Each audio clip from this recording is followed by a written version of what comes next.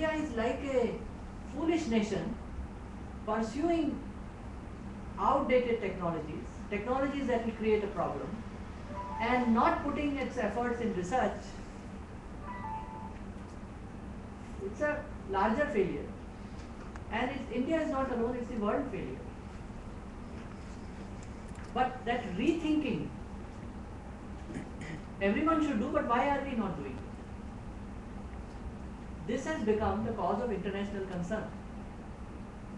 The Western nations have suddenly realized that this Kyoto Protocol, which was asking for some very minuscule cut, 20% reduction in emissions, which US refused to sign. They said we can't change our lifestyle. We would rather die and take everybody with us. They have realized that we are not talking of 20% cut. We are talking of 1000% increase. China and India are following that path with 10 times the population of, or 7 times the population of the West.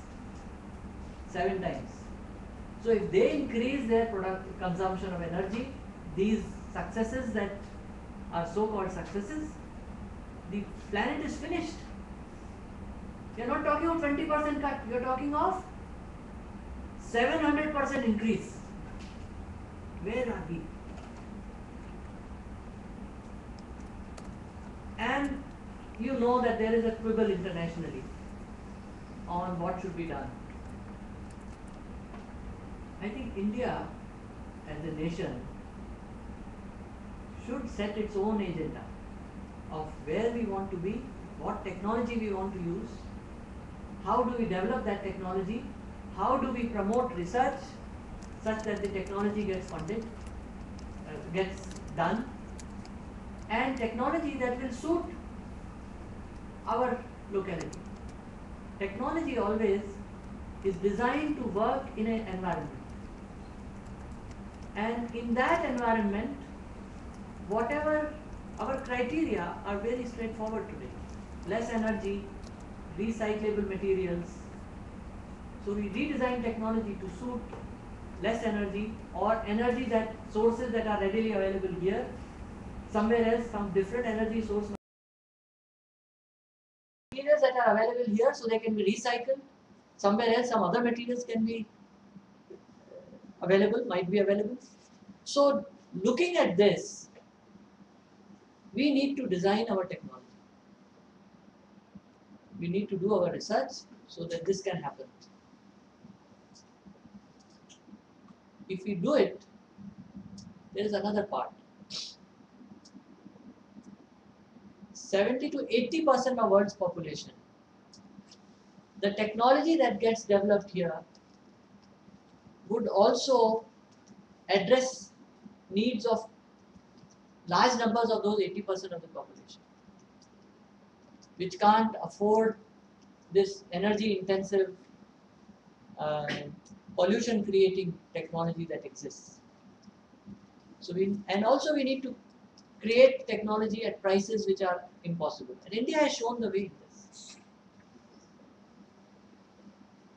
So when the West was talking about 50 cents, India talked of 1 cent. 1 cent per minute telephone call. 50 times less cost. Those are the things that are needed and they are doable. As technologists, we understand they are doable. They can be done. It's a matter of putting technology and of course in the right setting. So the message I wanted to convey, we need to do research, and research that can connect and lead to technology. And what kind of technology? Technology that will be suitable for us. If it is suitable for us, it is likely to be suitable to large numbers of population. And the path that India takes can then be followed by others. China is on a dead end.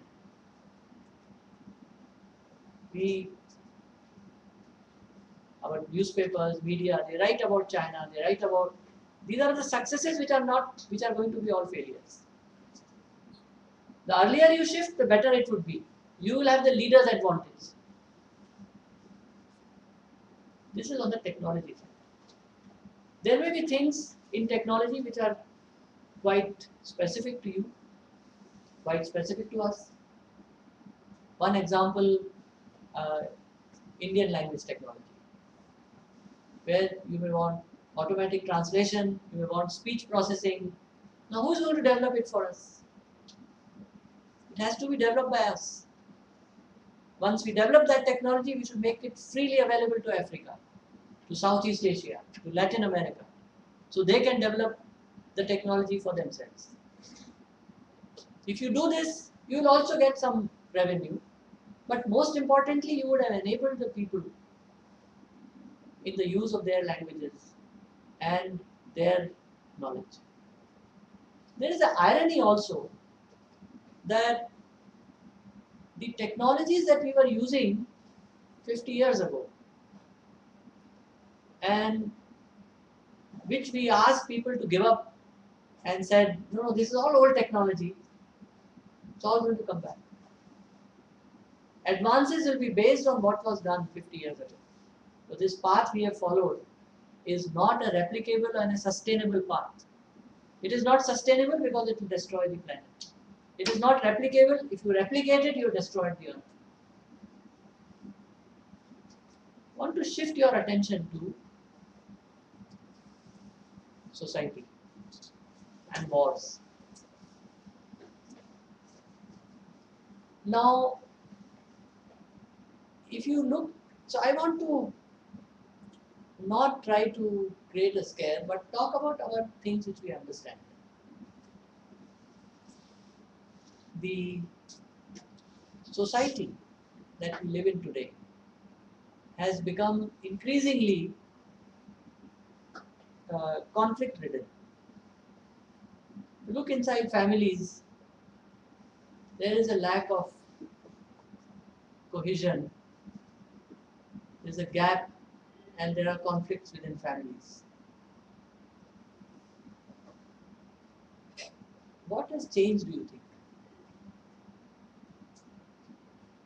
that this is happening?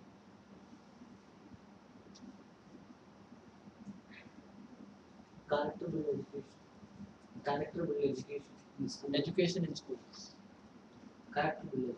Now everybody is going to school, but they are getting taught in an educated way, but not a characteristic way. And though you are so called educated, if you don't have character, what you learn, what's your wisdom, nothing is waste.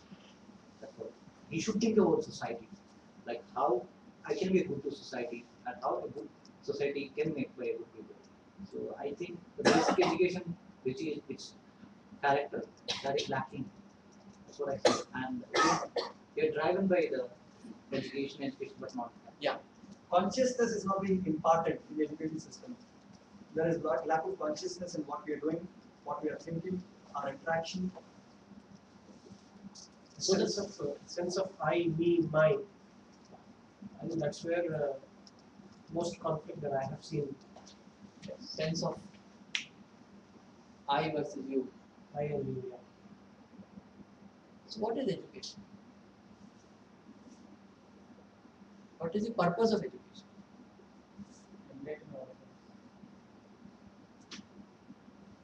To develop the human being. Purpose of education is to develop the human being. So that what will the human being do? Or what will he be? It's mainly about relationships. We are forgetting.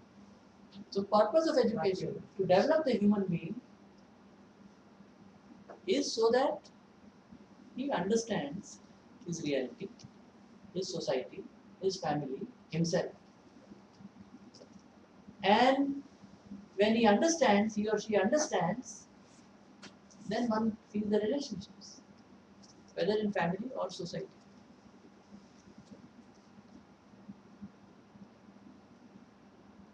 So, character is part of it.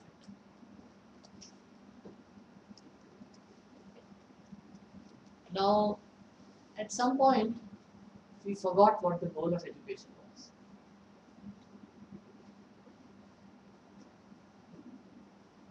In fact, Government of India says we'll also change the name of the ministry. What is a resource? What is a resource?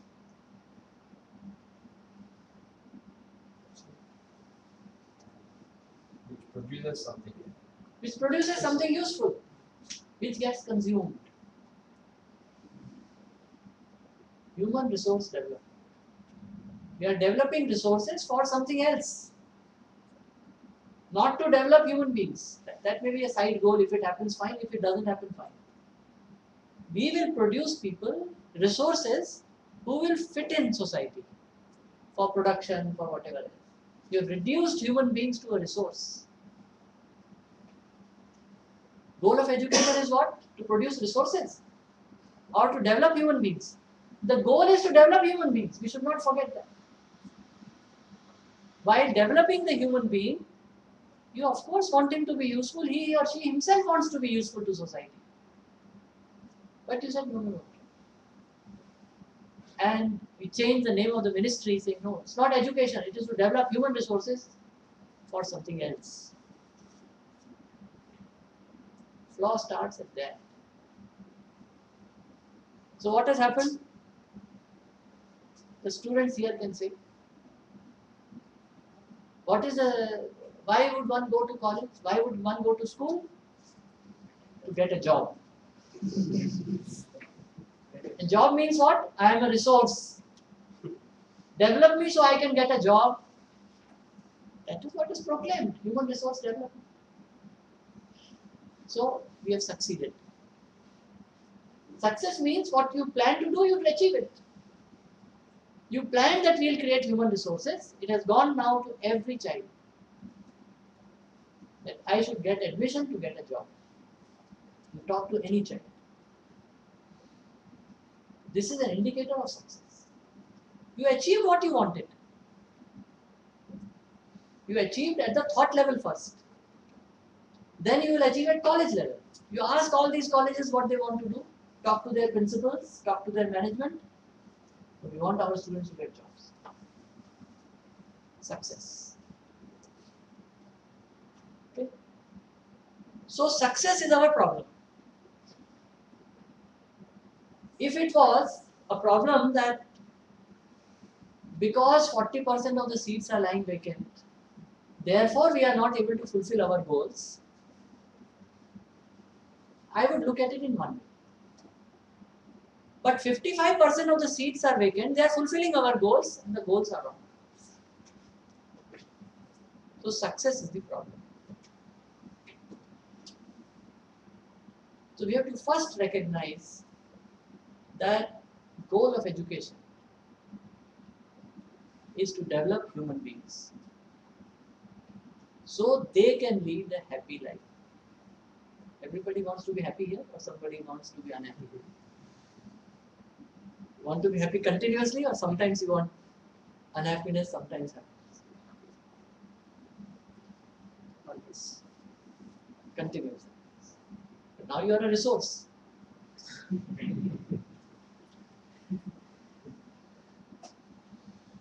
So,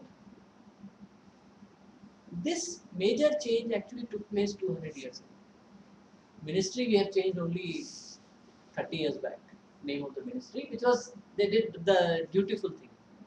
No hypocrisy. We are not educating human beings. Our goal is to create human resources. Very clear. It's good that it was done. So we recognize the problem. But this major change took place about 250 years or 200 years ago. And this is not an Indian problem. It is the world problem. We should recognize that also. That is how education is viewed across the world. And when you view education that way, then you will give education for jobs. What is the goal of a student who is studying there? To get a job, not to study. Study is incidental. You say, no, here is degree, please. Yeah, thank you. I can now get a job. So this view or this understanding that I have to relate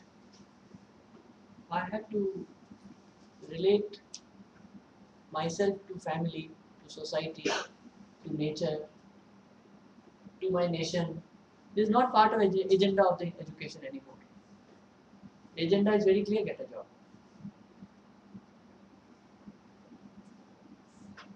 So, it needs a major reorientation of education. So about 200 years ago, it was said that in India that we want to build an education system which will produce people for clerical jobs. Very clearly. There was a larger agenda also which was mentioned very clearly. But immediate goal was to create people who can take up clerical jobs. Larger agenda was create people who will think, who are brown from outside, white from inside. Who think like Britishers, who behave like Britishers, but they are brown outside.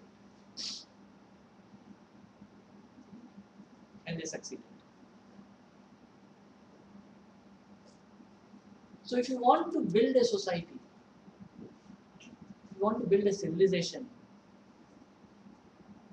you have to change, you have to put in the right DNA. The tree is there, the seed is there. If you change the seed, you will get a different tree. So this GM was done 200 years ago on the seed. Today we have a large tree, right, with all its power and all its branches, its military, its government, its parliament, its elections. That's the tree. Change the DNA in the seed. So you said, train these people for jobs. That became the express purpose of the education, new education system that was started. So the mistake we made was not to change it at the time of independence. It is always hard once a tree has grown, you say, I'll let it be, I will use it in positive ways. But seed, no. Seed is, time to change the seed is when you get some time in history. We missed that. But no problem. No problem or no point in crying over spilled milk. So what we need to do is to reorient our education, the complete education system. School level, college level, higher education level. The change, it is good as early as it can be done. So it can be done in school, in KG, and if you go to earlier school, there that's all.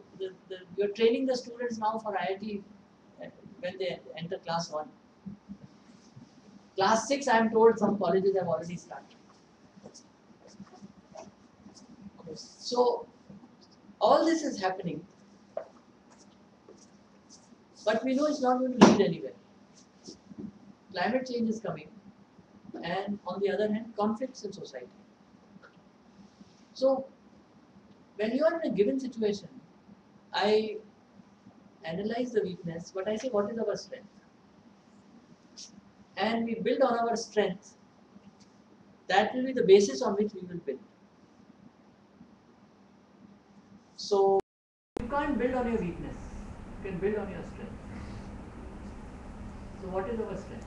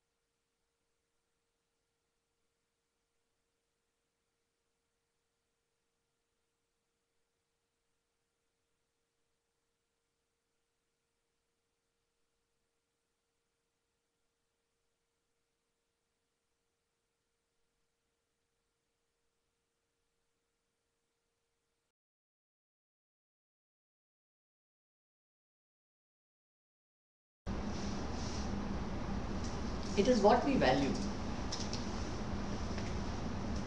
So education has two components, values and skills. Skill part will allow us to do good research or to do good work. Value part will decide what we should work on. One thing we should understand, science and technology lets you do something efficiently, lets you do something in a more energy efficient way. It can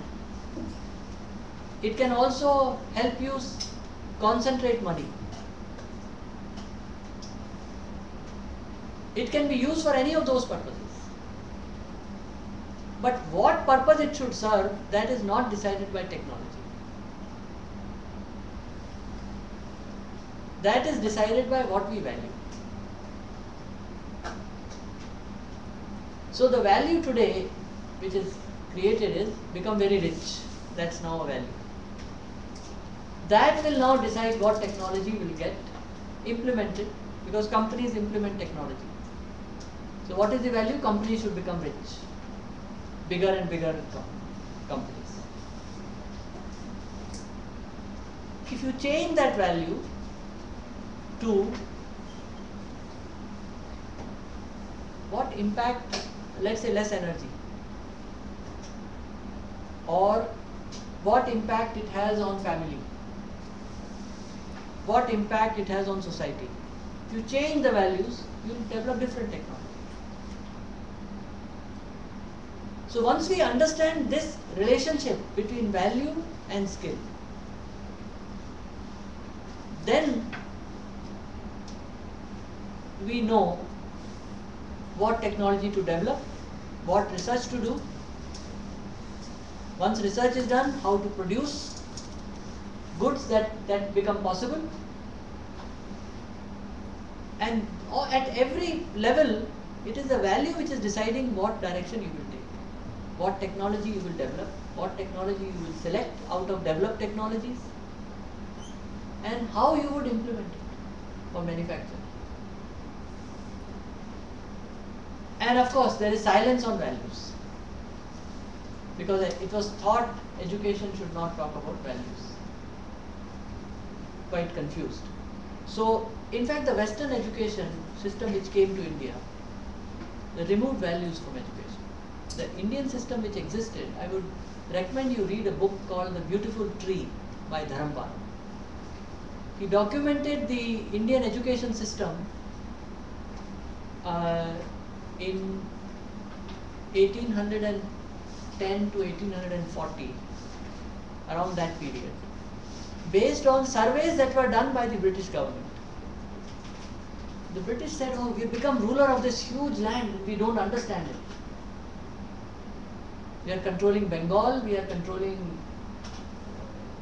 Madras, we are controlling Punjab, we are controlling Bihar, and we just don't know what is there here.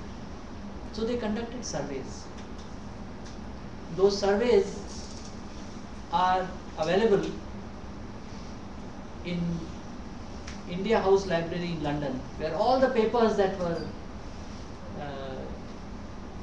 there related to India when India was under British rule are kept.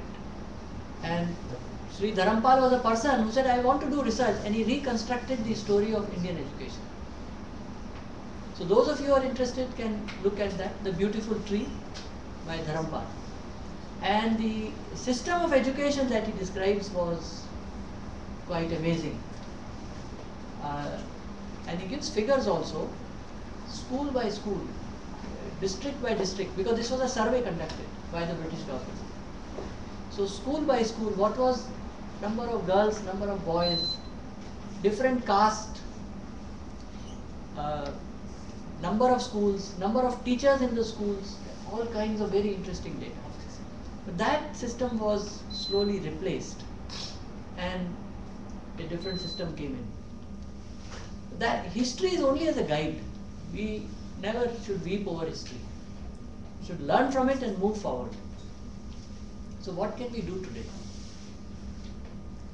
So we need to reorient the entire society. And the right place to start is at the seed. If you change that seed, 10 years later it will be a small tree. 20 years later it will be a very large tree or whole bunch of trees. So we need to reorient our education. In IIIT Hyderabad, so these are the two things we have emphasized. One is research and the other is how do we build holistic thinking. So all the engineering students, IT, ECE, we have civil engineering also, we have sciences. It's compulsory for all students to go through humanities courses because they broaden the thinking. It's not only about technology. It's about developing the education is not just about skills. It's not training. It's about education. It's about values and skills both. So we made it compulsory for having a whole set of courses. One of the courses is also called Human Values, where we explore values that are in us, that are inside us. Are they credited courses or They are credited courses. in You get grades. in other engineering colleges there are environmental science like courses which don't have actually credit, just you can Yeah. So environment science course is a skill-based course. I've gone and looked at the books. It will tell you what to do. But what about values? How do I decide what I want to do? So we are very good at converting because we have forgotten that values can be part of education. And values is not something that is given. Values is something that is discovered. So I was, I had come from IIT Kanpur and was involved in setting up IIIT. I knew how to do research, but I didn't have the right words. I wasn't quite sure what should be done in this general other area being developing more holistic thought. And that time in the curriculum I decided that we will have humanities courses. And I found that the humanities and social science course had also become skill-oriented courses. So a course on society will tell you the analysis of society and so on. But what kind of a society you want, how do you decide what kind of a society you want? Absence, quiet. Then we realized, our faculty, that we should address this issue. And we introduced the human values course, where, as I said, goal is not to give values, but to discover values. The interesting thing in my own journey of understanding what was happening was in terms of, we were saying that students are self-centered. I heard that word. They are not thinking of outside. They are not thinking of society. They are not thinking of their country. By the way, all these are wrong, but that's what we think. So we said, now how do we make them think about these issues? And the answer I got was the opposite. Their attention is being drawn to society very readily. All the newspapers, television, everywhere. They are not thinking of themselves. That was the missing element. What was the missing element? They are not aware of themselves. They are following what they are told to do in television, in advertisements. They are not aware what they want. They have never even raised this question, has never been raised in education. What is it that you want? They are told this is what you should do, this is what you should learn so that you can do this. So the emphasis is all the time outside and never on the inside. So we first need to realize what we want, what I want. If I can connect with myself, then it turns out that that's a very holistic thing. Then I raise questions about what I am doing, what I am. And then when I see outside, then I see, oh, I can do this also, I can help here, I can do the other thing. So the issue is of connecting with oneself. So in this human values course, the focus is on the inside. To give you an example, and this course is running, in fact, we had a discussion on education day before yesterday in the course. So getting them to think on some very basic things. One of the assignments we give them is about advertisement, and say, so one question we raise is your self-esteem, self-respect comes from outside or from inside?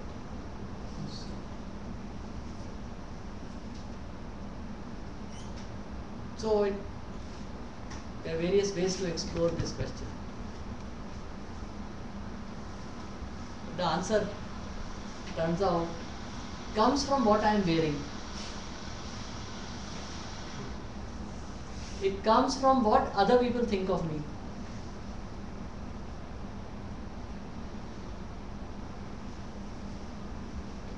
It comes from how much better I am with compared to other person. So somebody who is working with someone else who doesn't know as much feels is very superior. Now he works with someone else who knows more than him, he feels very inferior. So this self-esteem is like become very shaky. This is what we call as relative self-confidence. Sapeksh Atmavishwas. Education is about reaching Nirpeksh Atmavishwas, absolute self-confidence, non-relative self-confidence. Now this part, the advertisers have understood it very well. So we give an assignment to our students that as you are going by, watch the billboards, advertisements. How many of the advertisements are talking about the product and how good the product is? And or you watch a advertisement on television. So people have done this survey in many different groups, and this we get done every year by different groups, different set of students who come in. 90% of the ads are not talking about the product. They are saying, you will be great if you have this product, or you are nothing if you don't have this product. Okay? So somebody who already is in this relative self-confidence, his self-confidence is shattered. As he goes around, he's all the time worried how others are thinking of me. So there is this state of being sahaj, being natural, being an ordinary human being.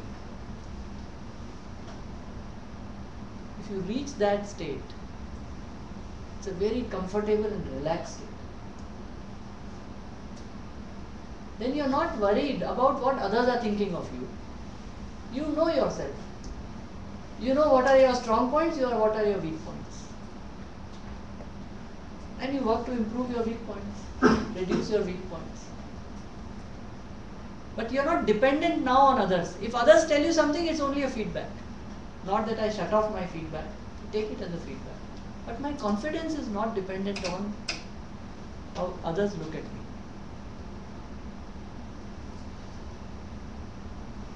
So, whether it is clothes, ability to speak English in a certain way, behaving in a certain way in a setting. So once we build this kind of a persona, we are under pressure. That is the highest form of slavery.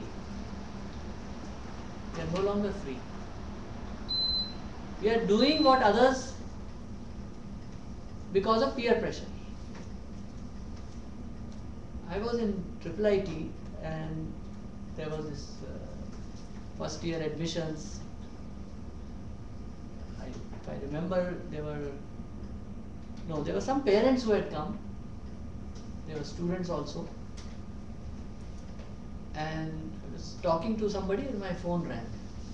So I just took out my phone and answered the phone call. There was a mother who literally ran to bring her child. I said, see this. He was pointing at my phone. I said, I don't know. So after the phone call was over, I said, what is the issue? No, look at this, it's an old model. I said, my son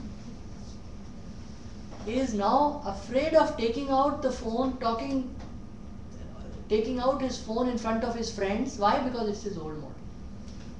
And you have an older model. So he has been insisting he should get the latest model. Why? Otherwise I am nobody. What did the ad say? You are nobody if you don't have this. It's gone. So the goal of education is to get rid of all this. And you become your natural self. It is not about dressing up, it is not about training. Circus animals are trained, human beings are not trained. Human beings are educated. Soft skill training, like etiquette training. You train animals. Human beings are educated. And the best in the human being comes out in their natural self. I know this will require, we can discuss it over a much longer period. Time is too short to talk about that.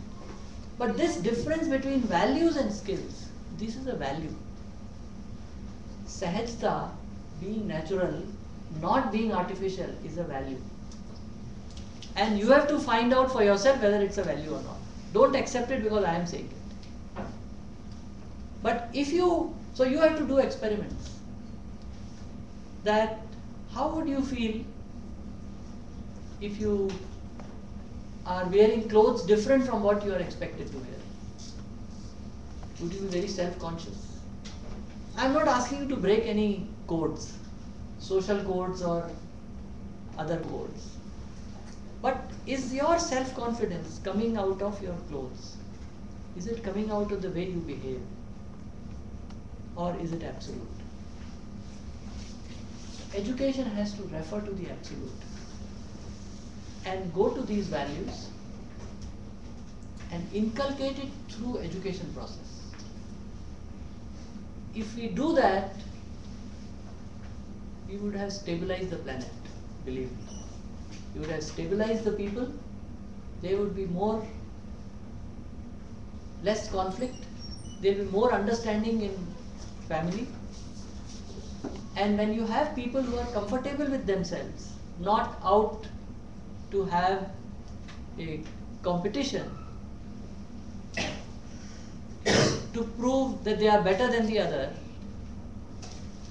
you would also reduce social conflict and national conflicts. So education has a much bigger goal and it is not addressing it. It has reduced itself to circus trainers. We need to talk about human educators. Once we do that, we will have a different world. So the challenge, if you want, for the whole globe is to have a different education system. ultimately you cannot handle climate change. You cannot handle the thoughts of people. Ultimately it is that. So it is that combination. So once you have the values, then skills will be used properly. The best designers will go and produce products which will be good for the earth, not bad for the earth. It may also mean a radical redesign of society. Current model I don't think is going to work. So let me open it for discussion. I know I've thrown very much larger questions than what you might have come here for. But if we fix this, then we may have a major redesign of the work. And this problem that we have now come across, that everybody wants to be an engineer, a management consultant, nobody wants to work with their hands. And at the end they have a problem, they have to go to the gym. They don't work with their hands, but they go to the gym to put in the effort. And if you look at the work style, lifestyle that has come, they are in a way tied together. If you sort out the values, these things will fix themselves. So a major thinking is needed, major dissemination is needed, and this course that we have been running in human values, it is now being adopted by JNTU Hyderabad for 400 colleges. And right now we are engaged in teacher training so that this can be implemented from next year. It is already now implemented in 800 colleges in UP and Punjab. So it's sort of a major movement is needed, and it has to be at a grassroots level. And people who come out of such an education then will fight against corruption, they will fix their elected representatives. They themselves will stand also. You can't say I will not stay away from all this. You will have to participate also. And we need all kinds of people. We need farmers, we need electricians, we need computer people, we need electronics people, the holistic society, and where the work blends with life, not separated from life. So work blends with society, with family, work blends with our life. That is what is needed. So we need to rebuild our societal institutions. We conduct in IIIT we conduct a 8-day workshop twice a year for people from outside. Many faculty members come, young people, typically young people, it's full of young people. Sometimes there are vice chancellors also who come. Industry people come. NGOs, lot of people from NGOs have suddenly started coming. So this workshop is called Jeevan Vidya workshop. It's on human values, and it's about not giving value. It's about discovering your own, what is already there in you. So it has, and that is what the course on human values is also based on, the same thing. During the course we also have a separate workshop for students. So this workshop is held in June and in December, twice a year, 8 days. 8 days seems a very long time. We are all so busy. We have no time for ourselves, to be frank. We are all thinking of outside, doing things for outside. We have no time for ourselves. So we are doomed till we have time for ourselves. And if you want to come, you are welcome to come. 22nd December to 29th December. The workshop gets full very quickly, but we'll see if you can be accommodated. So if you want, you can. I'll open it for discussion. So regarding, so you are saying that the fundamental technologies have to be thrown, whatever we have today have to be thrown out, and new So technology. gradual changeover. Gradual So I don't believe in. And you think that India can contribute? We have, as institutions, can Absolutely, contribute. absolutely. What kind of environment is needed for that? I mean, why do we think that even some things that we deem important, right or wrong, right today, we have not been able to contribute as a our universities or as a nation, we have not been contributing in terms of research for things, whether right or wrong, we still feel they are important today. So what do you think is lacking? We are nakalchis, copycats. We need to get rid of that mindset. Nobody is going to solve our problems. We will solve our problems on our own. In fact, that is where the mindset change is needed first before you can do the change in the skills or application of skills. So till you are relative, you are always comparing yourself. You are comparing yourself with your neighbor. After that, you are comparing yourself with somebody in a metro. Then you are comparing yourself with somebody in abroad. You have no basis of yourself. You don't know what you want to do. You lack self-confidence. So you become a nakalchi. You are a copycat. So, but it also tells one more thing. It's a small change. You just have to change that, other things will happen.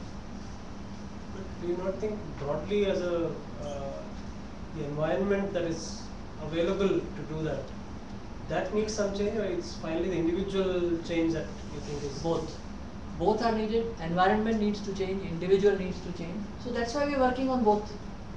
So I work on myself as well on IIIT. And when I work there, I find that now 800 colleges are following this. 1 lakh students are going through all this with varying degrees of effectiveness. That will take time. But 1,000 teachers have been trained over these 8-day workshops in UP and Punjab. And 500 teachers will be trained. There are 462 colleges in JNTU, Hyderabad. They are implementing it next year. So we need to train, twice the number, at least 2 per college. And they will be normal faculty, not special faculty who will come from heaven and suddenly start teaching this. No, same people. For normal teachers, teaching electronics or computing or mechanical, they are the ones who will teach. But that is to let people decide what they want to pursue, or that is one thing, right? That will help an individual to decide what I want to pursue. What is important for the planet? Is the education of today providing for it is a fundamental question. For example, if I need to produce my, I'm quite aware of the fact that food that I'm consuming today is full of poison. But has education told me to get back to farming and produce my own food? Is the society conditioned towards it? Is the environment conditioned towards it? Is a question. So that is one question, right? Yeah. That is one question. But what I am trying to ask is, let us say, by going through this, and it's very important, it's really commendable that we are doing this, and that will give us a clarity as to what we are trying to do. I mean, I think everybody here goes through that when we are doing our jobs. Whether this is helping the society or not, that is a question that all of us go through. Sometimes we may I would say first ask the question, it is helping myself. If you start from there, then society will come later. Will come later. And you will find it is not helping yourself. Right. So what should you do? I don't say quit your jobs. No, I understand. But understand first what you want, what your needs are. So there was a student who, spent. He said I just saved 3,000 rupees. How? I always go and buy this 3,000, 4,000 rupee shoe. Now I went and bought a 300 rupee shoe. Why? He said I was buying that shoe to show others I have this shoe. This is in UP, somebody. But this, you go to any state or any city, it's the same story. Whether you go to New York or London or Tokyo or to a local place, it's the same story. And now, he says, as I went, I said, what is the shoe meant for? purpose is to protect the leg. So I went to a shop, looked for a very comfortable shoe, and it was locally made. It was 300 rupees. Now the money he has saved is one issue. For me, there is a bigger issue. Whenever he would have been wearing that 3,000 rupee shoe, he would be looking at other people's shoes, what they are wearing. Why is he wearing that shoe? To show others. So what will he do? He'll look at other people's shoes. And when he is with somebody who is wearing an unbranded shoe or lower brand shoe, he'll feel very happy. When he sees somebody who is wearing a 7,000 rupee shoe, he'll say, what am I wearing? I am nobody. So you do not even know what you want, what you need. And now suddenly his money requirement has become 1/10. You know, 300 rupees. Instead of 3,000 rupees, 300 rupees. It's the same story with the house, with the car. And this applies not just to young people. So somebody who had come to this workshop, when this workshop was being held at IIT Kanpur, on the 4th day he said, I have saved 13 lakhs today. How? He said, his name was Pandeji, everybody used to call him Pandeji, rich man. He said, I have a 1-year-old car. This is some 5-6 years ago. So I had a 1-year-old car, costed me 10 lakhs. My friends were telling me, what Pandeji, you're driving this old car. Model bhi ghis gaya hai. Car is not worn out. Model is worn out. What does it mean? So I had decided to buy this other model. It was only costing 20 lakhs. And I was thinking this 1-year-old car I will sell for 7 lakhs. So 13 lakhs, and this money was not an issue for him. He had gone and selected the car also. Right color was not available. So the showroom told him, this color that you want will be available in 2 weeks' time. In the meantime, he came to this workshop. So now I realize this is a perfect good car. Why am I throwing it away? So I saved 13 lakhs. So we don't even know what we are doing. We are not doing it for ourselves. And 13 lakhs is not the issue also. He would always look at which other cars are going by on the road. Moment he sees a Mercedes Benz, he said, oh, I am driving only a 20 lakh car. It is that mindset that, so he himself is not happy. Moment this is not an issue of self-esteem, then it doesn't matter.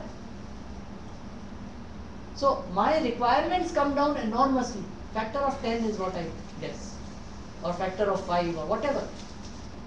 So now I am working so hard to earn that money to spend like this. So what I am proposing is that we must change at the individual level.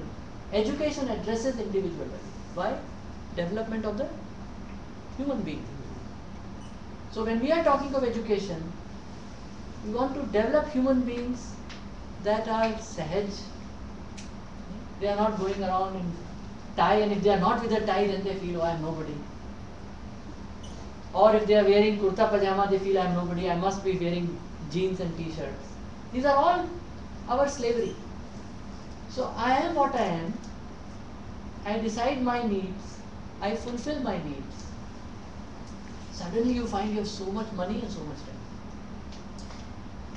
So to contradict this, like say, we have started our discussion with the need. Okay, if you don't have the need, you will not invent. You will not go further.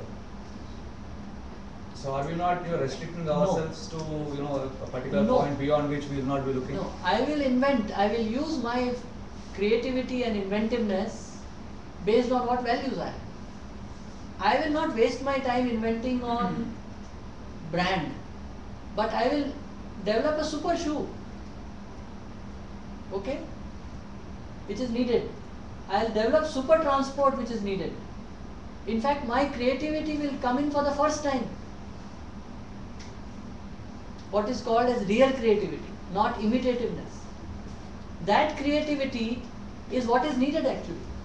Because ordinary methods, ordinary research is not working anymore. And in India we are behind, we are not even doing that. So my creativity will be for total redesign now. And that need should not be at the cost of snatching away somebody else's right to life. Yes, exactly. There is no need to snatch anybody's anything. There is enough on this earth. Still there is enough on this earth. The problem is that we think there is not enough on the earth. Because why? What do we teach in education? What is the first line of the economics book? First sentence. Scarce resources. Needs are infinite, resources are finite. Now they have changed it to resources are scarce. So what will a child do? What will a person do when he studies? He says, I have to survive. There is not enough for everybody. So you change now the mindset. So he is in that mindset of snatching away from others. What else will you do? But many survivals are gone if we not add any features. If there is an iPhone 4, we can have that iPhone 4. Why do you need iPhone 5? It's only a survival to the producer. Yeah. So if all the people are educated, right, then they will decide whether they need iPhone 5 or not. No, actually, instead of an individual being educated, it is a frame of society, right? Like, you give lectures for just 8 days.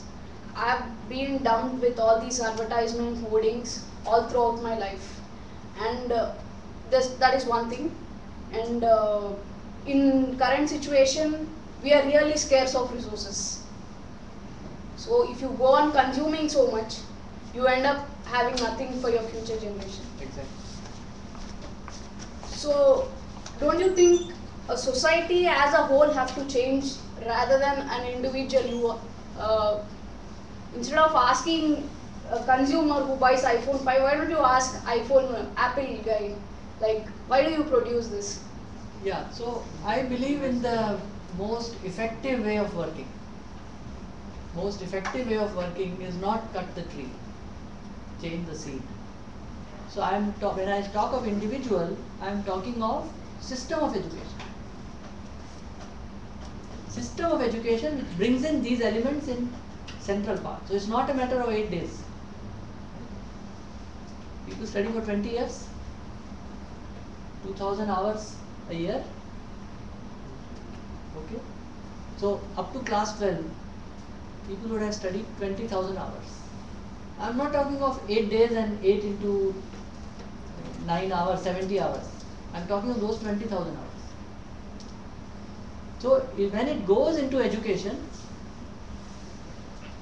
then the people who come out of that education system will look at this ad and laugh. And then the ad makers will realize it's not working. You can do other things also. You can have agitation, you can elect your people who will change the system and so on. But I am talking of a systematic change in mindset that is needed. And that change can come through education. And there are how many? 20,000 colleges. All those colleges are changed. So I am talking of that change. See, it is, shall I add to her point? You can change the person who is manufacturing. But if he is not manufacturing, somebody else will come because there is a market for them. So in that way, if you see, you will find so many entrepreneurs willing to produce if there is a market. But if the market itself is not there, if you change the individual, whoever comes, you will not find the market for that type of devices or for that type of products. Hence, there is a value in what? In changing the individual. Instead of, very rightly said, instead of iPhone 5, there will be ePhone 5.1. No, when I took an example of Apple, I was meaning, why don't you target that kind of people or that class of people? Produce it. Yeah, exactly. Yeah. Normally, one thing I have learned in my life, things which appear to be hard, they are the real things that need to be done. So this, okay, let me not give some example. I won't give examples, but hard things that you do will have a staying power. That change will be more pervasive, it will stay. And as a result of that, I'm not saying don't change other things. So those people who are in industry can try to change there, but I would say much larger change that is needed is in the mindset. And that mindset change is not hard. That's the other thing I'm saying, if it is implemented as part of education. So when we had started this in IIIT, I thought it's very hard, how can it go to other colleges? It's running in 1,000 colleges today. So it is not that change is so hard. Change is possible. And if you do it in education, it is going to have an effect, a lasting effect. And this effect is not for this batch, it's for every batch that goes through it. It will have a geometric progression. Yeah. And another thing is, small one question. small One thing I minute. want to add here is, we know one proverb, "Mokkai vangarinde maanai mundana." You aim at those people, it is very, very difficult to change them. But changing at the grassroots level with students is quite possible. We have talked to industry also. What can we do? This is what people want. We are giving them what they want. Yeah. Sir, actually I wanted to ask, most of our younger generation, especially from AP, lot of people are going abroad for higher education. Why is it so? What are we lacking? Why our education system is not able to cater the needs of education? Why is it happening? It is, one can get into that aspect. I thought you must be reading all these things day in day out, so I'll talk about something different. So the current system, the way it is, why is it not running well? So there are several elements in it. One element is the student, about which I've already talked about. The students have come there not to study. They have come there to get a job. That is a wrong mindset. You need, because your education, that is what you are serving. Education, first of all, should be more holistic. That is what I have spoken on. Now, given that education should serve both values and skills, how good a job are we doing in skill development? I am not saying don't teach skills. Teach him computing, teach him electronics, teach him mechanical. These are all skills. And these skills are needed to develop technology. So how good a job are we doing in teaching those skills? So we have expanded at a very fast rate without giving any attention to quality. And now the result is there is an overcapacity.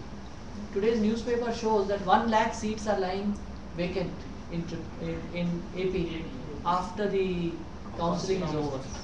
1 lakh seats out of 2 lakh 40 3 lakh seats are there. How much?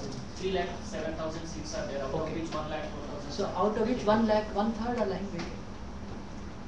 That shows that what kind of quality you are having, you are serving.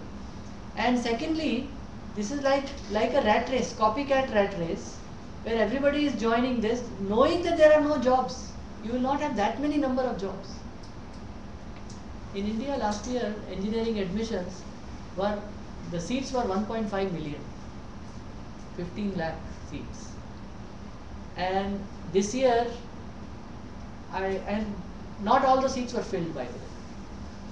And this year the increase is continuing to take place, and so on in future. So I do not know the numbers for this year. By numbers for this year may already be 18 lakhs. So there is a rapid expansion taking place without any mind applied to it. And the students who are coming in are also told that this is the way to get jobs, get good salaries, and that's it. Nothing else we are talking about in education. So it's a combined effect of all this. Systems are not able to deal with this expectations or false hopes that are created, and those hopes are also not justified for the individual. People are not trying to find out what they are good at, what they really like to do. Right now they are doing what everybody else is doing. So they are not trying to find what shoe fits their leg. Everybody's foot is not the same. Everybody has a different pravrti, different desires, different needs. They are all being dumbed down. And now I am trying to do what everyone expects me to do. This is the peer pressure. And now it's no longer an issue of a shoe or a car. It's an issue of my whole life. So the disaster is much bigger. I pointed out to some very small things. So unless we handle things at that level, we will have a demographic bomb, not a demographic power. Because if people realize that there are many opportunities in various fields and there are things which can be fulfilled, what is fulfilling for me, I realize that, I understand that, then I will choose. And systems will also correct themselves. Otherwise, if you try to force it from the top, then people will say, oh, we are being denied admission. Now nobody is denied admission, there are 40% seats lying empty.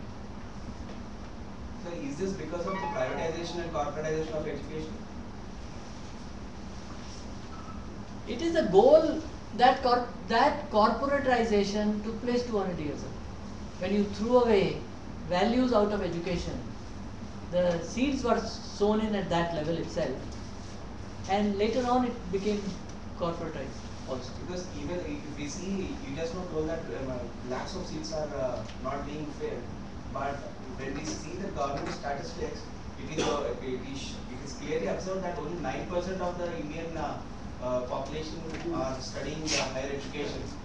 So what's the reason for this? So this is the GER ratio, right? Gross enrollment ratio. So those people who complete class 12th, how many of them go for higher study? Okay. So problem with these measures is that you do not look at your objective conditions. So higher education has become something of skills only. Then you should decide how many skills are needed in how many areas. So this gross enrollment ratio, there is a debate on whether it is 9% or 12%, but that doesn't matter for us. They say no, America it is 60%, so we should have 60%. Again blind, again we are copycats. We have no original thought of our own.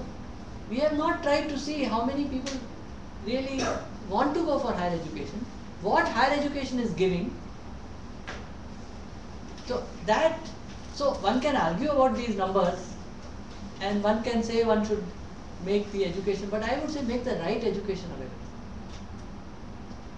Otherwise we will land in the same trap we have already landed in engineering. There are more seats than takers and most institutions are low quality institutions, low quality skill training. Forget about values, even skills they are not even able to teach well. So if we want to increase this ratio, before that I would stress on the right kind of education. And those people, suddenly people will realize that I can get I don't want to go for higher education, I want to earn money, and I can earn money equally well by doing other things. So people have to find out what their interests are, not go by this statistical method of coming up with the best solution. There are a couple of questions. So can we deny the statistics of the government? I am not denying it. I am agreeing to it. But I am saying that what is the goal is what I am disagreeing with. The goal. Yeah. There are a few questions from online streaming. I'll just read them out together, probably some of which you have already talked about, but I'll just read them out. Our student intake in colleges, good colleges, is a small percentage of our young population. Is this capacity sufficient? That's one question. Are Indian universities stuck in bureaucracy and inefficiency? What should we do to make them create good citizens? Third is, what changes do we need in our education system to create more leaders in our society? Should I take them one by one? Yes. So the first question is about that there is not enough capacity for all students going for higher education. Right? And this was a question being posed just now, Yes. that the gross enrollment ratio is about 9%. So I've already answered that we need to relook at our higher education, and we need to design the higher education so that it develops both values and skills. And when we talk of skills, we need to look at what kind of skills to be developed that are needed. So that's the general answer to this question. So where I would put my energy is in how to have more holistic education, how to have a more holistic higher education system, so that all these aspects are talked about. And certainly one should also have a much better school education where these values and skills are taught together. And what you may find that now suddenly students realize what they want, what kind of education they want, what kind of skills they want to learn. Based on that, they are going to be doing things. They will select their educational institutions. So that itself will become better. And if we are providing that holistic choice, then of course we should, and we find that more people still want to study, because right now you have made it mandatory for certain kinds of jobs that study, and other kinds of jobs are treated as if they are useless jobs. We need to realize that all these jobs, dignity of labor, all these jobs have a value, they are needed in society, they are interesting jobs also. They are very fulfilling jobs also. So once we realize that, then it may happen that many people would say, I was going for higher study to be able to lead a decent life, and I can lead a decent life without going to higher education. I have nothing wrong, I have nothing against those people. They should be allowed to lead a life of dignity and a decent life without going for higher education. Some people may say, no, I want to go for higher education. So now you will have a better situation. And then if you still find more higher education institutions are needed, certainly go ahead and build them. But build them with quality. That is my first. Second question is about what I have talked in the whole lecture in a way. I thought it was about the values and skills. The second is, Indian universities stuck in bureaucracy and inefficiency. Are they stuck in the bureaucracy? What should we do to make them create good inefficiency? So first, I would say make them more holistic, but freeing the universities of bureaucracy. This is a large question actually, on what can be done on specific tasks in the universities. So it will be not quite fair to take it up in a few minutes. It's a much larger question. So educational institutions need to have more autonomy. And true autonomy comes with financial accountability also. And link up education with societal needs. That linkage needs to be established. Then also have processes inside in which there is a vibrant atmosphere where people want to learn. The faculty want to do research. So it's a more, it will require much greater time than a few minutes to answer that. And the third question, I'm forgetting. Third question is, what changes do we need in our education system to create more leaders in our system? So what changes do we need in our education system to create leaders? One element is that we bring in much more hands-on work in our education. Education has become writing exams. So when you connect with what's happening, then you will create people with much better understanding. So there is one very fundamental principle of education, in the method of education. You go from known to unknown. What a student knows, you take him from what he or she knows to what he or she does not know. Another way to say this is take it from near to far. Child already understands what is near. Now take him too far. And if you see what we are doing in education, we reversed it. Go from unknown to known. And quintessent, my examples are very simple. But if you connect, that is what is happening. So what happens when a child goes to an English medium school? CAT, cat meaning Billy. That is what the child is taught. If you look at the method of teaching, it is unknown to known. C is unknown, A is unknown, T is unknown, cat is unknown. Billy is what the child knows. So you've gone from unknown to known. Even more importantly, child has no idea why CAT is related to Billy. No idea how CAT is related to cat. You've gone from unknown to known. You've inverted the basic learning process. And then our education system, this is in a light vein, realized unknown to known is, education is very difficult. So cut the connection between the unknown to known. After that, CAT, cat. When I speak cat, you write CAT. There is no relationship with known anymore. That is the examination system. You are given some facts, reproduce them. How it connects with life, how it connects with known, how it connects with practice, immaterial. So now the people who come out of colleges are all these people who have learned by a wrong method. The examination has tested them, things that they have learned by heart with great amount of effort. They don't realize how it connects with life. They do not know how it connects with the known. So fundamental principle of education has been inverted. So what will you get? You get copycats. Shall I put it in this way? See, education and leaders, we look at. Education is not making leaders. Education is making good leaders. If one has that element, you take a village, there may not be any education, but there are leaders. You take politics today, many are entering politics without education. But if there is a good quality education, they make them as good leaders.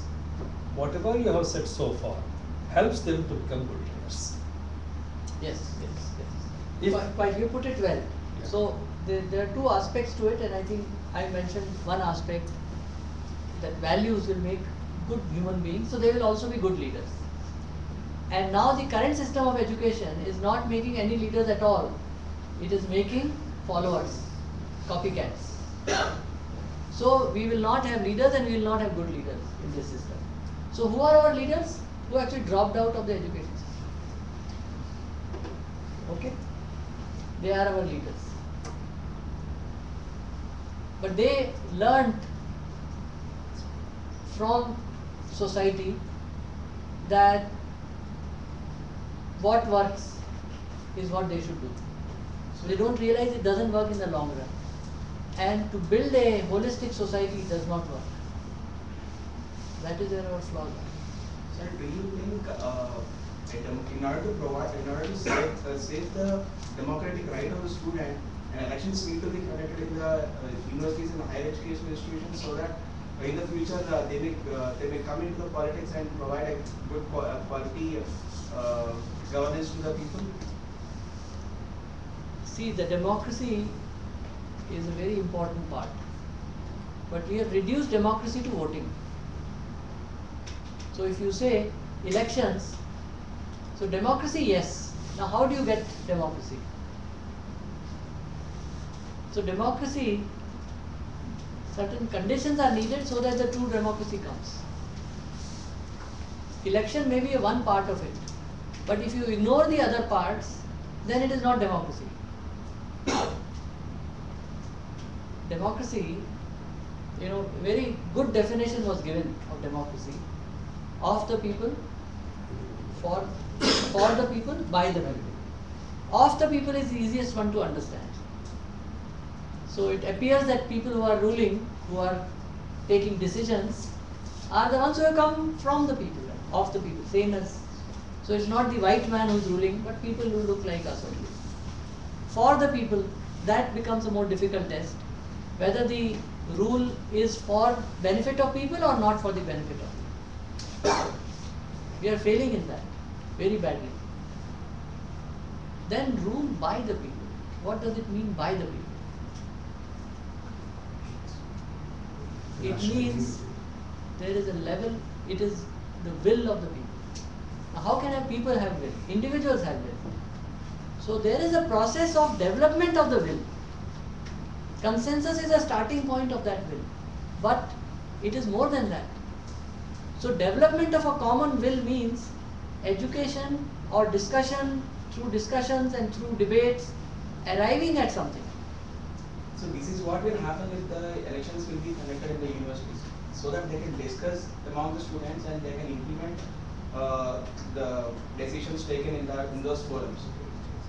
So the problem is that the best example is the Central University which is there in Gachibowli. So that is what was happening there in Central University, and also if you take the example of JNU and Delhi University, the same thing is happening there.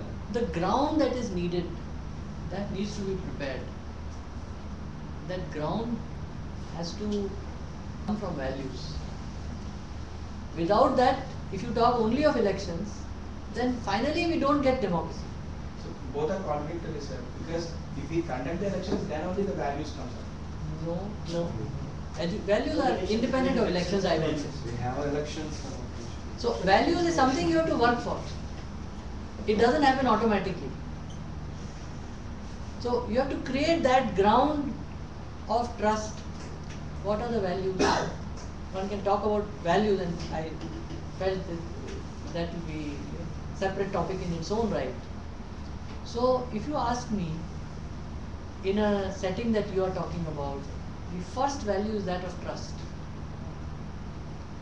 I trust you, you trust me. If that is missing, I vote to a person whom I trust, right?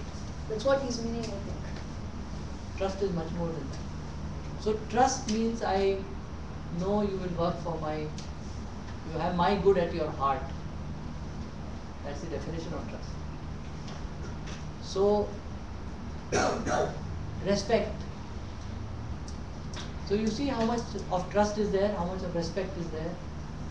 Sneh, love, affection, how much of affection is there.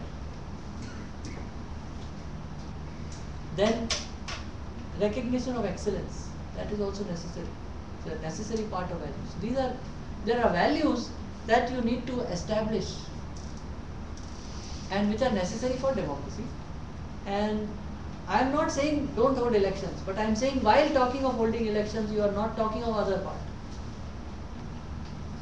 Both the things must be talked in the same breath, and both must be implemented in the same breath, starting from the same breath. Only if we do that, we will get true democracy. Otherwise, we will have elections but no democracy. Democracy being defined as rule of the people, for the people, by the people. So how the values can be attained? Because the present can we attain can we get the values in students from this education system? Our young people are quite good.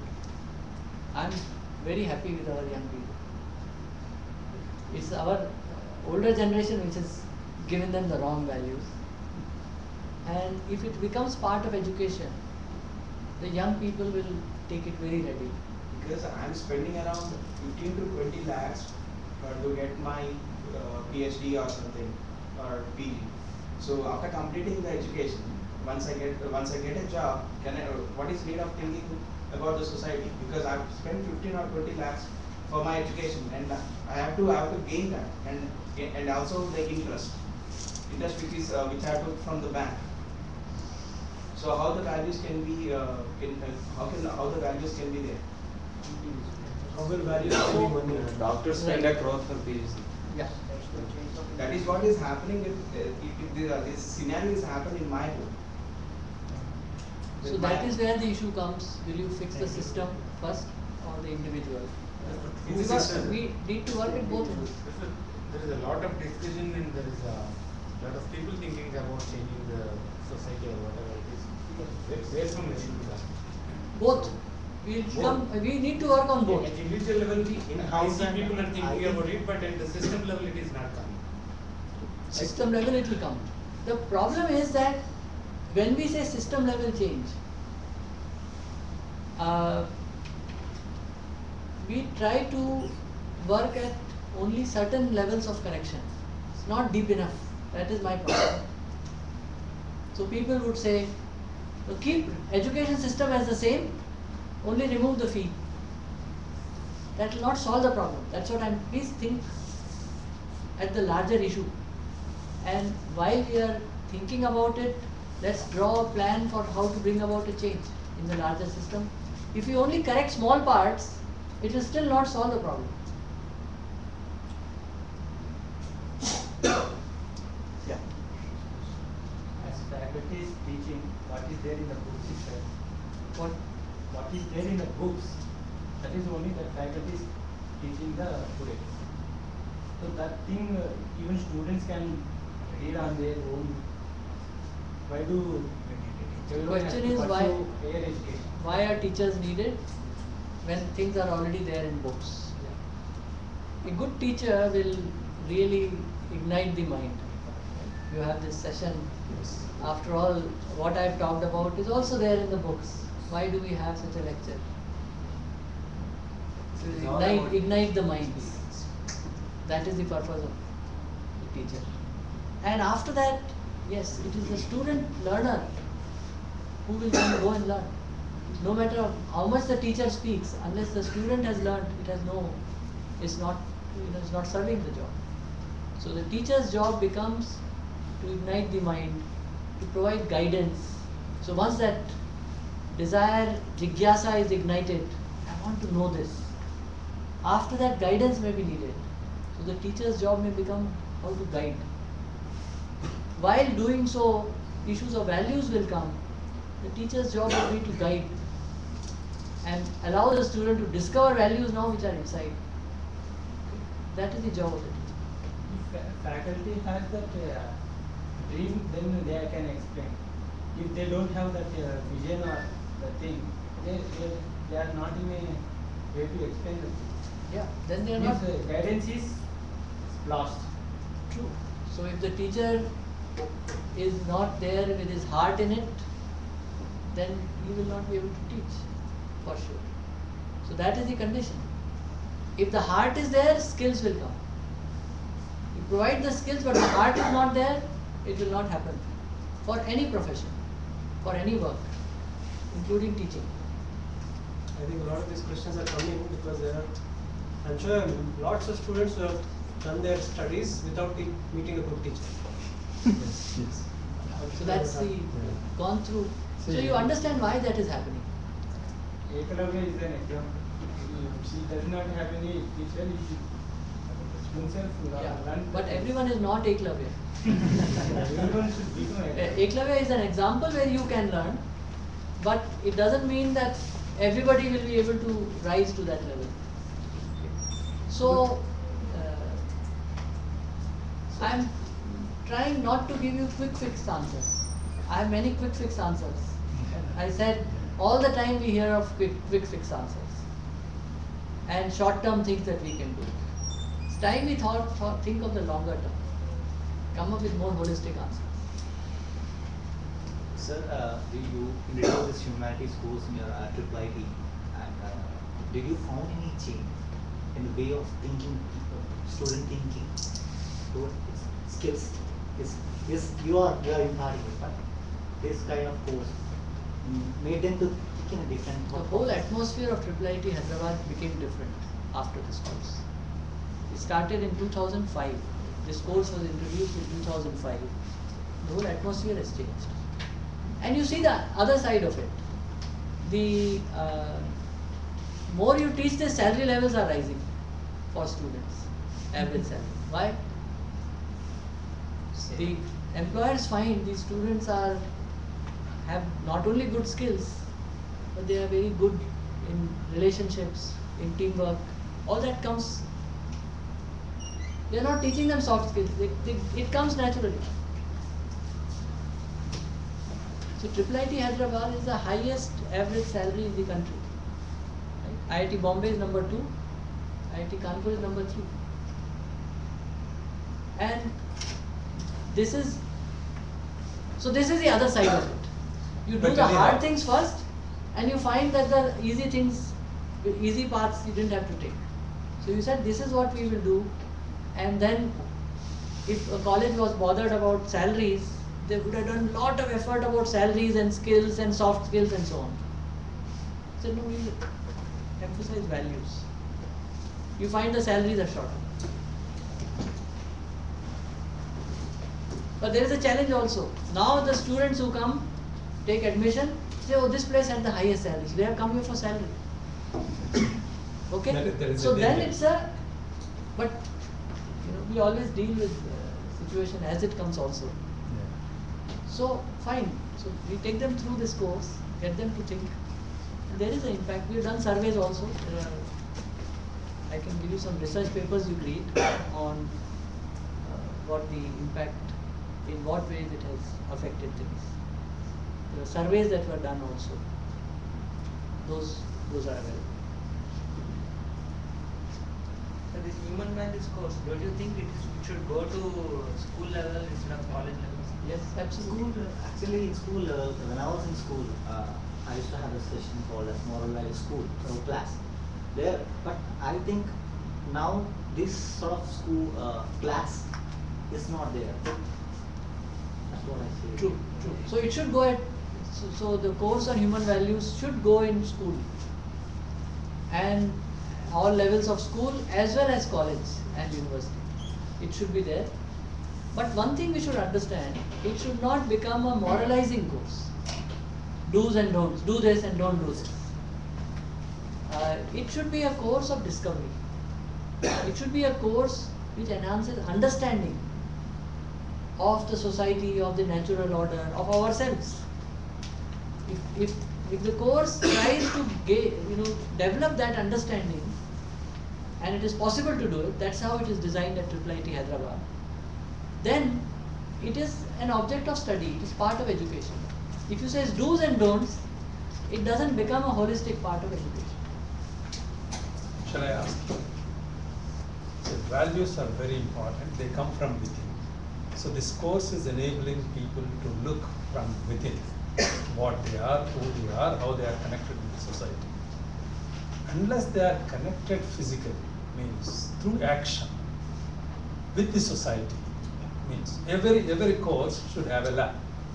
So in a similar way, for these courses, society can become a lab where they can spend some time, maybe 1 hour a week, or 1 hour or 2 hours a month, whatever is possible within the curriculum. I think it may bring a very good effect. Maybe you are doing it, I do not know, but I have discovered in you a great friend. I'm telling you, I know Rajiv Sengal in a different way so far, because I never knew you from close corners. But when I heard you, I find a real great friend, who is striving for the cause of education in the right direction. A professional is one who is technically competent and ethically upright. I am also struggling how to bring this ethical component into our realm of training, or I should say, not use the word training, into education. So have you done anything in that direction? Can you throw some light? It's a very good question, that any course should have practical component, laboratory. And I believe the theory has value only if it impacts practice. I also realize that without theory, practice remains incomplete. So any human values course must have practical component. And in this case, the lab turns out to be very low cost lab. Yes.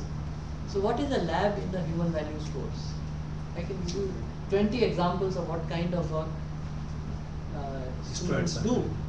Please give examples as that it can give a very clear picture as that. So one example,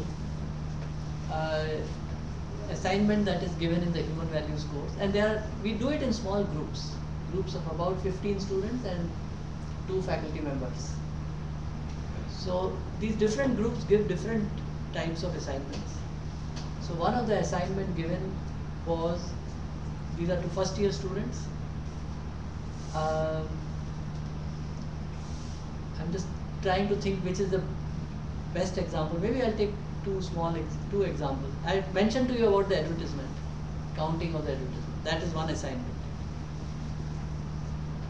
But that was only the start of that assignment. There are other components where they follow up on that assignment. There is another one where a student was asked, the students in the group were asked that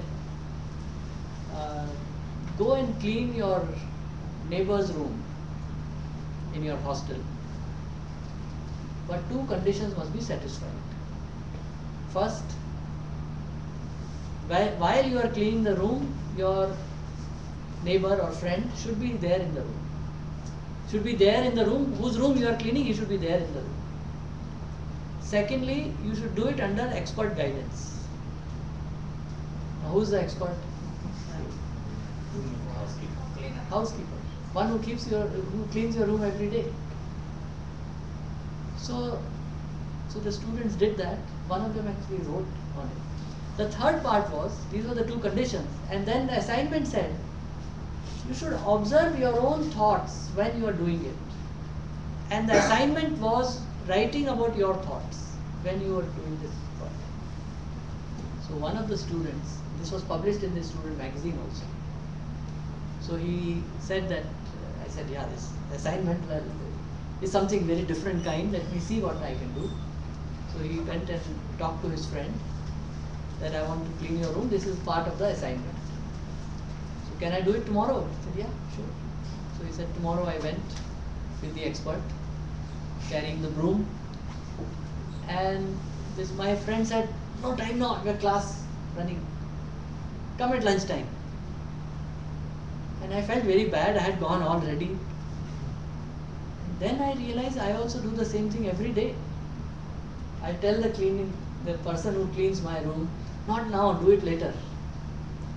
So at lunchtime I went. He was sitting in his room, reading a book.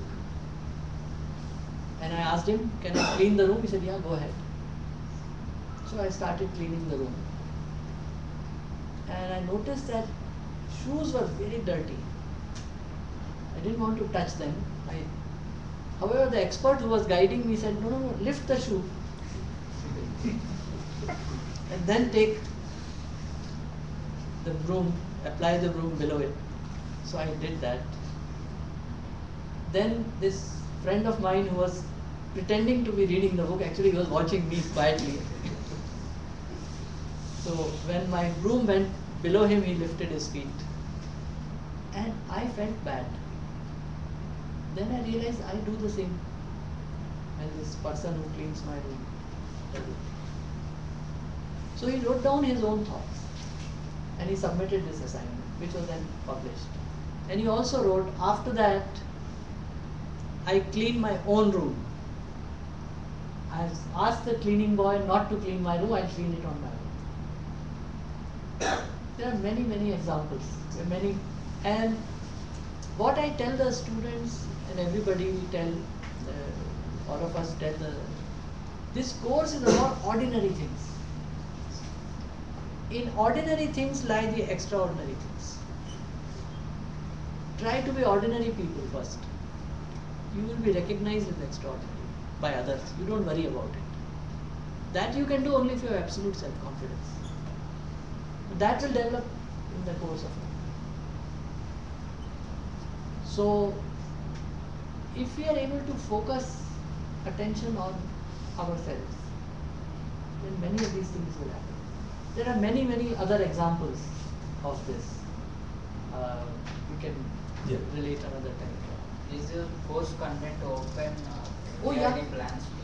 Course content is always open. All courses contents are open. There is a syllabus, there is a, assignments, and incidentally, a book also has come based on this experience. Those of you who are interested can try to see the book, and then. But what I would say, if you are seriously interested in it, come and attend this 8-day workshop. I know your time is not your own, but please take out time for yourself. So, this teacher training program you do, right? So, how long will it be generally? So 8 days. Oh, 8 days. 8 days. One more question. It's a very, I don't know how, but what made you to introduce this course now? It's a very technical institute and it's a premium institute where things have to be so in this, but it's very different. Why did you thought that this course has to be introduced in this institute? It's a good question. So IIIT started in '98. And it was designed as a research institution. So the curriculum, undergraduate curriculum, is also a research curriculum. So within a matter of 3 years, we found there is a mismatch. The students who are coming in are not viewing themselves as researchers. They have come here to get a job. This was one. And as I had mentioned earlier, I had this desire that we should address the other component. I didn't have words for it. I said, okay, people who are more concerned about larger issues, more holistic, these were the words we were using, I was using. And then this happened, we found there is a mismatch. Then there were some cultural programs that were organized. Faculty were very concerned, what is happening? And then I talked to people, what can be done about it? Although I have been in education, I have been in computing, computer science, in IIT Kanpur for 15 years, and I have not thought about these larger issues in education. So what can be done? And experienced people told me you can do nothing. This is how things are, you can do nothing. So I persisted with my question. The only problem with me is I persist with my question once I see a problem. I don't take no as an easy answer. So then somebody said, get people to come and, people who have done good work, come and get them to give lectures. So I started doing that.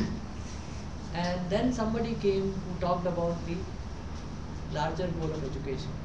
And in fact, he came and conducted this workshop. And then suddenly it clicked that this is something that can be part of education. Why? Because it is not do's and don'ts. It is about discussing the larger reality. Not just your technical area, but larger issues. And then it turns out it connects with oneself. So there can be experiments now. If you tell somebody, speak the truth, there are no experiments. Either you do it or you don't do it.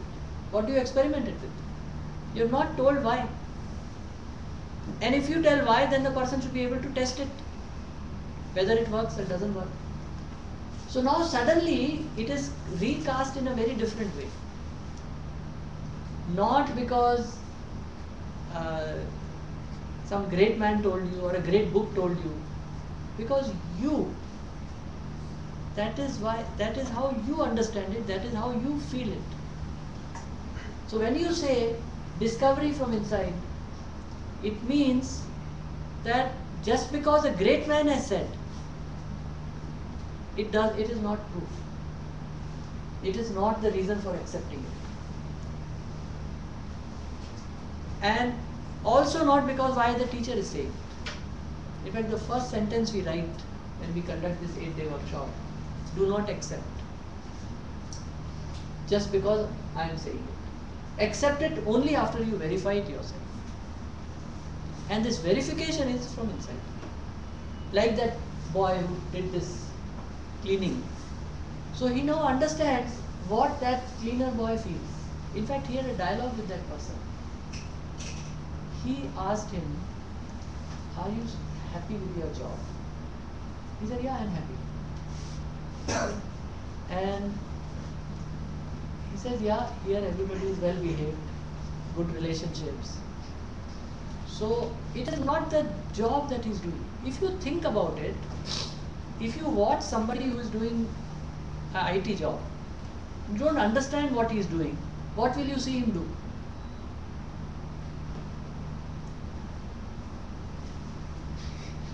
You will see him moving his fingers. You will see him sometimes pressing a mouse-like thing. What is he doing? Unless you see what he is doing, this is meaningless. So what has happened? When we look at a job, we have a view about what it is. We are not looking at physical actions. If you ask me, what is farming? It is not doing this. It is what is going on here.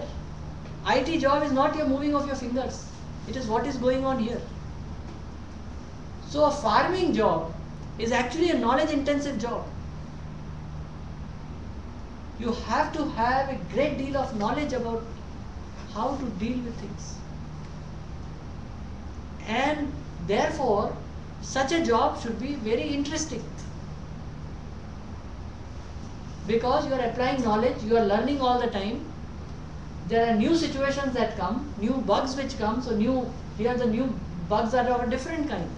In software they are of different kind. They are software bugs, here they are real bugs. So what do you do with them? So that is the activity in which that person is engaging. Now such an interesting job, why people are saying I won't do farming? Why? Economically not viable. Because you have degraded it. There's no Now value. even when economically it is viable, people say even then I will not do it. Because everybody thinks that this is a worthless job. So I am talking of that change in mindset, where we will see things very differently. It is just like today, someone who has no idea will see what is this guy doing in IT. Just moving his fingers here and there. He has not understood what he is doing. And he also has not understood, in this case, farming. He said, I will not do this. It's economically unviable, has become unviable, has been made unviable, and there is no respect. It has neither goods nor respect. Why would anyone want to do anything which has neither of the two? So this cleaning boy answered him that I like this job because my job is not just cleaning, it is a relationship. Then this guy asked him one more question. He said, but you have to clean the toilets also. So what did he reply? He said, पेट के लिए कुछ तो करना पड़ता है. I have to do something for my living. So he doesn't mind sweeping, but he minds the toilet cleaning. So we need to understand what is there in a job. And we can't do it unless we understand ourselves.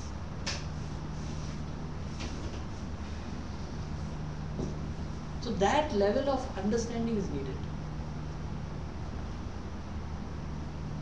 So how can I judge your students that they are very different and very competitive when compared to other technical students, and how successful they are when you are telling that you are building a technical students with the values? So how? So the test will be, you have to track for a period of time, see how they are doing, how they are in their family, how they are in their job, how they are in their society. So it's a longer thing. We start, first batch passed out, the 2005 students who went through that passed out in 2009. So it's 3 years. It will require more time, more in-depth study.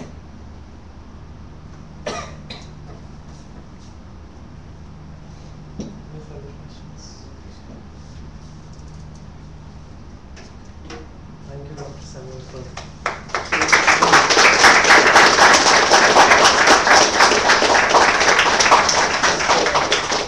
the talk that we had in mind was different, but this is definitely much more thrilling and much more thought-provoking than what we had in mind. Thank you very much. As a token of our gratitude, I just want to request Professor Subramania to hand over some wisdom. Before I hand over this present to him, really speaking, I'm really very much thrilled by his talk. And I have been striving my best how to inculcate this among the students. And I found a real good friend who is experimenting this and who is successful. And I think that it should be much more successful, and you should spread it to as many colleges as possible among so many students. Because I walk in the KBR Park, so many people talk about this subject. Society is not good, this is not good, that is not good. But when I ask them where is the solution, they don't have a solution.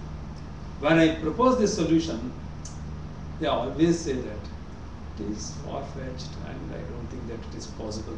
It is, as you said, it is very difficult to implement, and you always find that it is too hard to achieve success in this direction.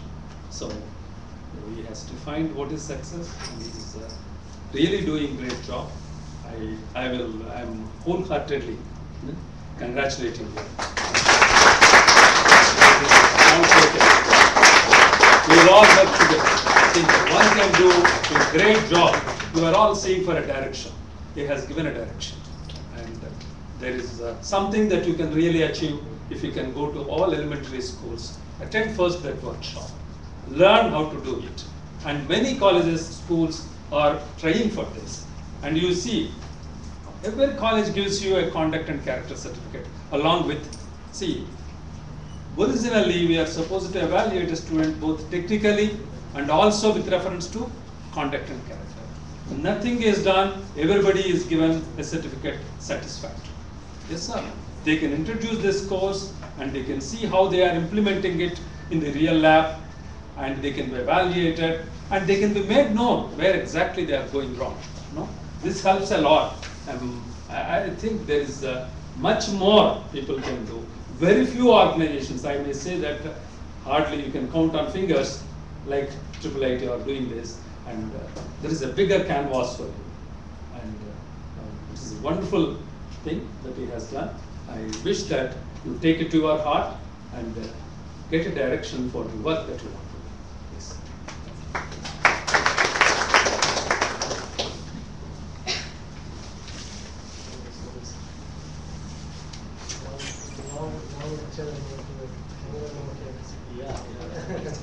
Can you get your book outside? Yeah, this is published. So you can tell the publisher as well as the author. I can leave a copy. I brought this copy so that you will have a copy. Okay.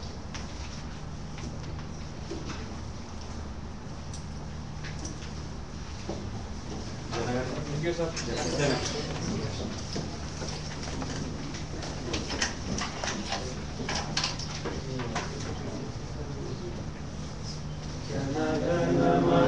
अधिनायक जय हे भारत भाग्य विधाता पंजाब सिंध गुजरात मराठा द्राविड उत्कल बंगा विंध्य हिमाचल यमुना गंगा उच्छल जलधि तरंगा तव शुभ नामे जागे तव शुभ आशीष मागे गाहे तव जय गाथा जन गण मंगलदायक जय हे भारत भाग्य विधाता जय